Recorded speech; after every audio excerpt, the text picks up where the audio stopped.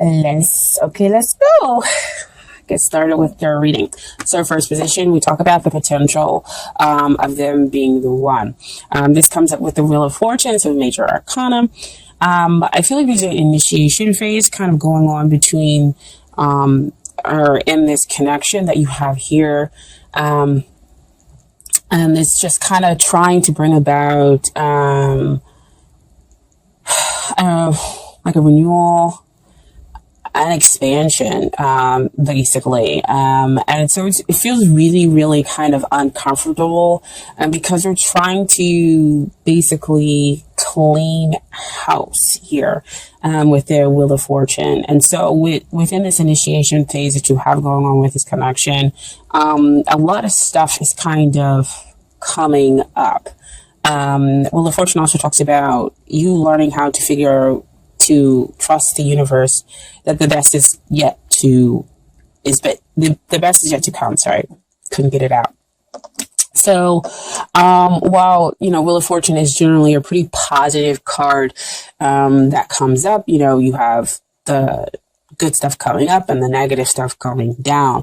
But while that's all happening, it can be a very difficult, uncomfortable phase that's going on here within the connection.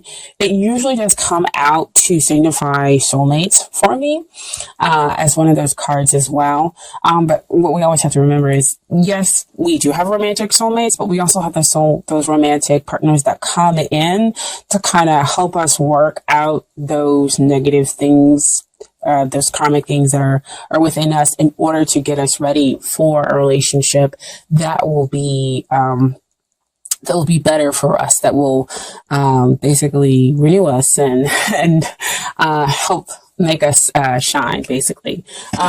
So what we have next is the long-term potential.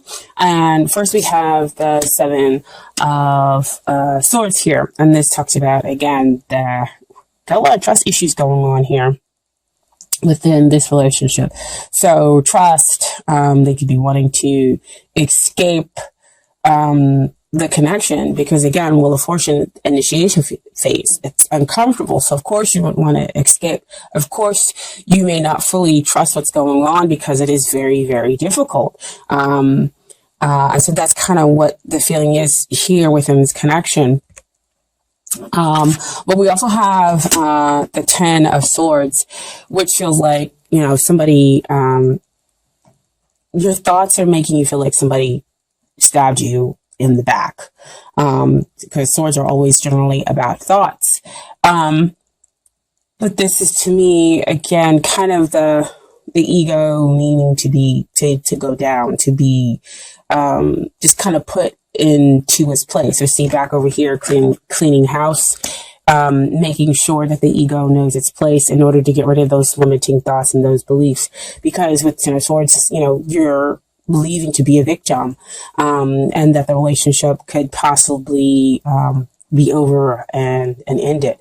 But this could be, of course, those thoughts that are going on within your head. So, I'm not going to sugarcoat it. Again, the long-term potential is difficult here, but it can just be a phase in order to bring about better energy for the relationship. Because again, we're going back here to the Wheel of Fortune, which talks about the bad going down and the good coming up. Okay. And so we have to work through that stuff. It has to come to the surface, in order for it to go away. Okay. And so the King of Swords comes out as to what is hindering the relationship. And that means that there are emotions that exist deep down. Because I always talk about, air signs have deep emotions. They just sometimes express it in a very kind of callous way, or don't know how to express it at all. And so King of Swords, he's a little too much here, in his logic. And so that's his viewpoint. And so he's not going to express the emotions that need to that need to be expressed. If we're talking about a hindrance, usually King of Swords, he is a pretty good communicator. But here we're talking about a hindrance. It's the communication or the lack thereof that is causing a hindrance here in the connection with this other person. And so again, Wheel of Fortune, cleaning all that stuff out, in order to make the relationship better, bringing that stuff to the surface.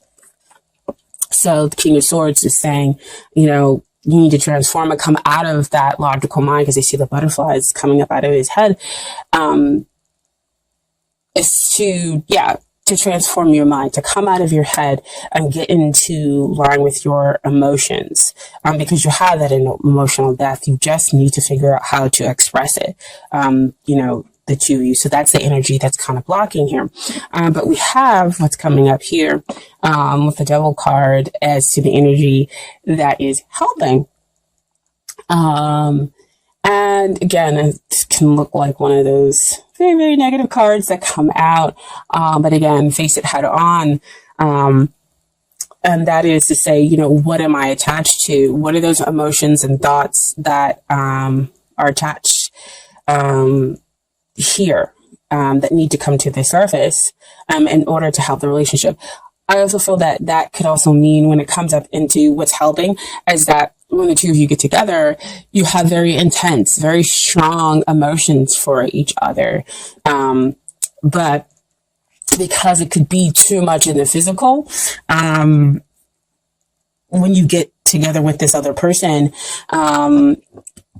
it could cause, those sensations of, well, I'm not going to be chained to this person emotionally. That's kind of what they're dealing, we get together, we have a good time, and yes, we have a connection, but I'm not going to think any more to it. Like, the feelings are over here, and that's over there. But yet, the connection is incredibly strong. Like, if you two, I see like two people sitting on a sofa saying like, no, we're going to talk about things. Like, we really need to kind of communicate and get the things out there. But then it comes up, here comes that devil, and it's like, well, do you really want to talk, or do we want to do something else? And so you do the other thing, versus going ahead and getting the emotions out there, expressing what the two of you need in the relationship, right? And so the mistrust keeps going, and the one person feeling like, maybe I should just give this up because we're not connecting here. And so what comes out, dear Capricorn, is what you need to work on is the Ace of Cups, is the forgiveness, is the healing, is to basically filling your cup up with unconditional love, because Ace of Cups talks about a pure, this is love. Again, immediate spiritual connection. But like I was saying before, sometimes people come in, who, yes, they are our soulmate.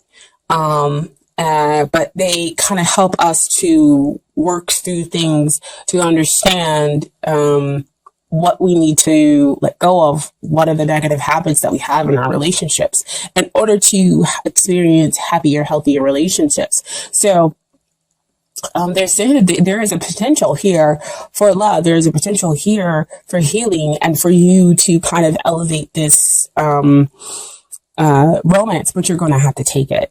You're going to have to go through those cycles. So see, back over again with that Wheel of Fortune, going through the initiation phase and willingly going through the initiation phase.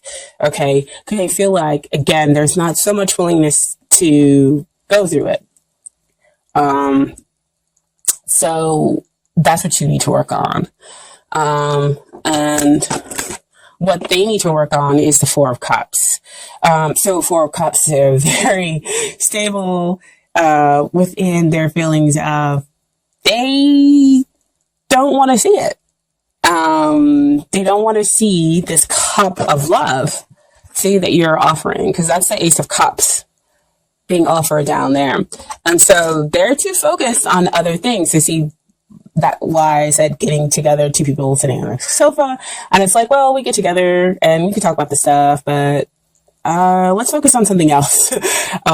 And we're going to go ahead and do the physical stuff versus focusing on the emotionals, focusing on the real connection here that can go beyond just the physical. But yet the two of you are still attached, together and just kind of not knowing why. But, the truth is that once they kind of open up their eyes and see the offer of love, see the potential of love that can exist here, then again, we can have the relationship go to another level. We can then kind of end the initiation phase and have a renewal within the relationship, okay? And get to a place where we have a much happier whole relationship. And so what I have as an outcome here is the Five of Cups. Five of Cups is coming up to me is changing your perspective on the relationship. Because over here, there are 3 cups that are spilled. So see back over there with that 4 of Cups, those cups are now spilled over. And the person still doesn't see that now they've got another cup being offered behind them. 2 cups. 2 cups is always a deep emotional connection that is fulfilling. There's that giving and the receiving. That 2 parts are different, yet the same underneath, and able to give and take equitably. Equitably. Using like SAT words here. But give and to take, yeah, I'm going to go with equitable. So, so everybody receives exactly what they're supposed to happen. Sorry guys about the phones ring. But this is definitely, emotional sorrow, but needing to change that perspective on that. That's the outcome. And then we have the Nine of Swords. So see again, back here with the thoughts, where we have great grief and people aren't sleeping at night because, again, we're connecting here on the physical level. I mean, that's what's keeping you two kind of coming back together and remaining attached, but we're communicating our real feelings and emotions. So that's what we have the Nine of Wands being stacked up. And needing to change that perspective. And so I asked for more clarity about that. So the final outcome is judgment and awakening, and coming to a point where, we can do better, we can ascend, and we can have a renewal within the relationship. It's like they awaken, or the two of you awaken as to how to be able to move forward, and realizing that you can have more than just the physical. You realize what's been going on along with that Wheel of Fortune over there. Like I said, with the initiation phase, where you're going through stuff, you're fighting and you're resisting the moving forward. You're fighting and resisting talking about your emotions in order to move out of the physical plane, or you're fighting and resisting that you have a strong spiritual connection with the other person, versus something that's just going down here in the physical. That's just, they're giving me like earthly. But I mean, earthly isn't a bad thing. It's just when it's a lower vibration. That's what you want to come out of. And that's when we need to come out of the mistrust. And that's what gets transformed out. That's what gets removed out and ends over there. Okay. So I do have romance angel cards for you guys as well. And they're all very, very interesting. First we come up as free yourself. It's time to take back control of your life. So see again with the Wheel of Fortune, talking about freeing yourself from those mistrust issues, getting rid of those limiting beliefs, communicating, getting those emotions out there, and freeing yourself from just having that physical, intense emotional, relationship. Okay. And then we have children. Your love life is being affected by children. So this can go, a couple of different ways, that maybe you have kids and, it's affecting the communication. Maybe you guys can't get together all the time, and that's why when you get together, it's just about the physical. But maybe they have kids, and you know that's the same thing that's happening. But when the card first came out, I heard childhood issues. That's what's coming up, and that's what we're dealing with, because again, that's that buildup that's been happening, and so they can't communicate with you on an emotional level because they haven't healed that childhood traumas that exist there. Yeah, they have limited emotional gauges, even though there's a whole bunch of capabilities that exist. There's a strong emotional depth here to the relationship, but you got to be able to free that, right? And then we also have the codependency. So see, as soon as the children's card came out, because they flip out all over the place with the way I shuffle. Addictions are affecting your romantic life. To see what I was talking about over here, this is a card of helping because it helps to keep the two of you together, where we're just focusing on the physical. But if you're only focusing on the physical, then of course it won't ascend to be a relationship, a stable one in which two people can feel whole unless you move beyond that codependency. And codependency again starts off with childhood issues that we need to get rid of, that need to come out, that the Wheel of Fortune is helping to get rid of. Okay.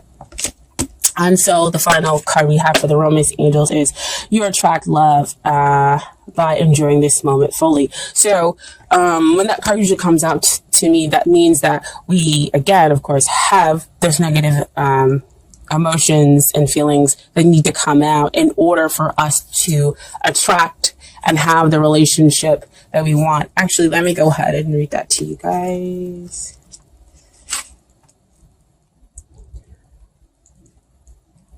Attraction. Like a good friend, the Romance Angels send you this card to tell you the truth.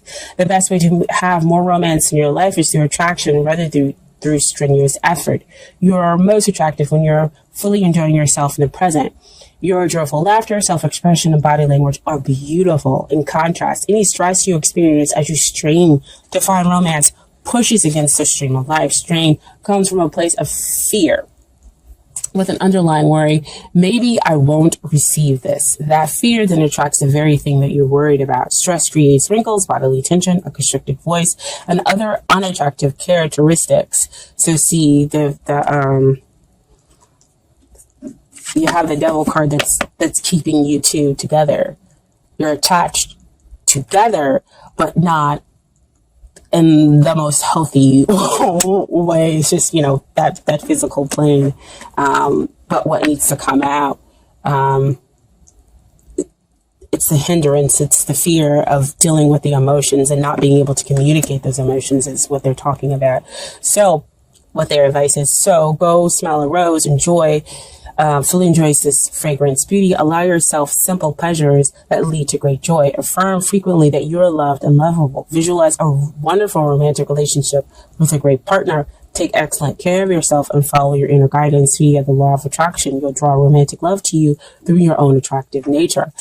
So that's just kind of the basis, which I said back over here is what you need to work on. That Ace of Cups. Attracting, forgiving, that all exists here. She has trust. She has her heart open. She's able to receive and will only attract the best and the highest relationship for her, which also basically over here with that Wheel of Fortune card, okay? And then I have some advice from the universe that I pulled for you all. Okay. And first card. I recognize that I have chosen fear and I choose again. I choose love. So back with that Ace of Cups, asking you to choose love, to go through that healing process. And they're also over here choosing fear because they're not choosing love as well. So you got, like I said, you guys are in the same boat here. And then We have, I witness the darkness and call on the light with my prayer. Thank you, universe, for guiding me to perceive this fear through the eyes of the teacher of love. So again, asking you to transform, asking you for it to come from a place of love. Love is a much higher vibrational frequency, a connection that we have with somebody else. Okay, I also talked about how we change our perspective in order to get rid of that fear and that sorrow. So you see, that's why I said that that's the outcome for you guys. And thank you, universe, for helping me see beyond the limits of fear. Thank you for expanding my perception so that I can see what is of the highest good, which is what I've been talking about the whole entire reading, which comes out with a judgment card. Having that awakening, having that and realizing the decisions to make the relationship whole. You know, once you change your perspective, once you come out of your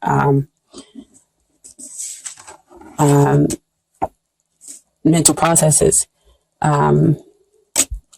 changing that grief and that fear, to sorrow. So